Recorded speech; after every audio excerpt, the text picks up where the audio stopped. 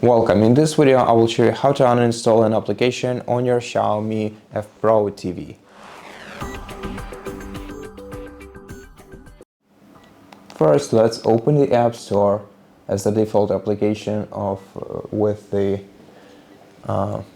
all the apps we have on this TV. Next, go to the app library and select installed on this TV, which will get us the list of applications that we have installed.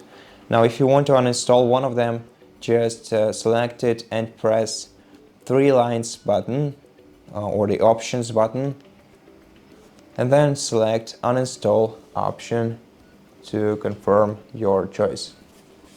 Press OK, then select uninstall once again to confirm. And after that, this application will disappear from this list. However, it will still be seen in the all apps list as not installed on your TV. And so that's basically it. Thank you for watching this video. If you liked it, please consider subscribing to our channel, leave us a like in the comment below, and I'll see you in the next one.